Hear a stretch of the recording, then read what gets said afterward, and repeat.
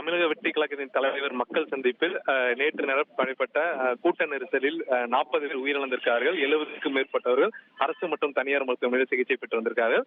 இந்த சூழல்ல இந்த வழக்கை விசாரிப்பதற்கு ஒரு நபர் ஆணையத்தை நேற்று தமிழ்நாடு முதலமைச்சர் மு.க.ஸ்டாலின் அந்த ஆணையத்துக்கான உத்தரவை பிறப்பித்தார். இந்த சூழல்ல அருணா ஜெகதீசன் என்ற ஓய்வு பெற்ற நீதிபதி தற்போது களத்தில் சம்பவம் நடைபெற்ற வேலுச்சாமிபுரம் என்கிற பகுதியில் முதல் இடமாக அந்த பகுதியில் விசாரணையை தொடங்கி இருக்கிறார். விசாரணை தொடக்கத்திலே கரூர் டவுன் காவல் நிலைய போலீசாரிடம் கிரைம் ஸ்பாட்டாக 2 இடங்கள்ல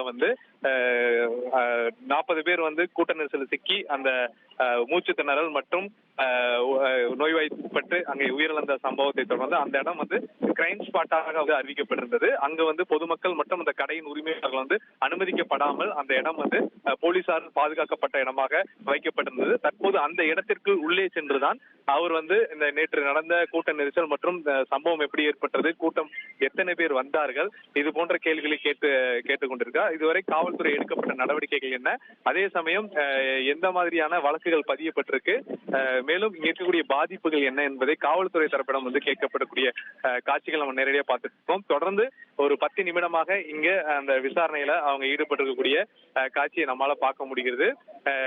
கிரைம் ஸ்பாட் பகுதிக்குள் உள்ளே நின்று நேற்றைய தினம் அந்த பந்தல் மீது மற்றும் மரத்தின் மீது அந்த கரண்ட் கம்பத்தின் மீது அங்க ஏறியது, அந்த கூட்ட நெரிசல் சிக்கி உயிரிழந்த இடம், உடல்கள் மீட்கப்பட்ட இடம், அந்த இடத்தில் தான் தற்போது அவர் நின்று அங்க இருக்கக்கூடிய காவல்துறை அதிகாரியிடம் சம்பவம் குறித்தாக விரிவாக கேட்டறிந்தக்கூடிய காட்சிகள் நம்மால பார்க்க முடிகிறது. இவர் வருகையை முன்னிட்டு 30க்கும் மேற்பட்ட போலீசார் பாதுகாப்பு பணியில் நிறுத்தப்பட்டிருக்காங்க.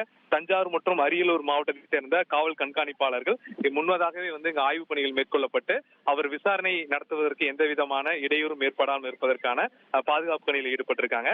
முதலிடமாக இந்த வேலுச்சாமிபுரத்தில் அவங்க அருணா ஜெகதீசன் விசாரணை மேற்கொண்டதற்கு சொல்லல, அடுத்த கட்டமாக அரசு மருத்துவமனை மற்றும் பிரேத பரிசோதனைகள் செய்யப்பட்டிருக்கக்கூடிய அரங்கத்தில் மற்றும் அங்கு இவர் அடுத்த கட்ட விசாரணையை மேற்கொள்வார் என எதிர்பார்க்கப்படுகிறது. அதைத் தொடர்ந்து பாதிக்கப்பட்டவர்களை நேரில் சந்தித்தும் அவர் பேசுவார் என எதிர்பார்க்கப்படுகிறது.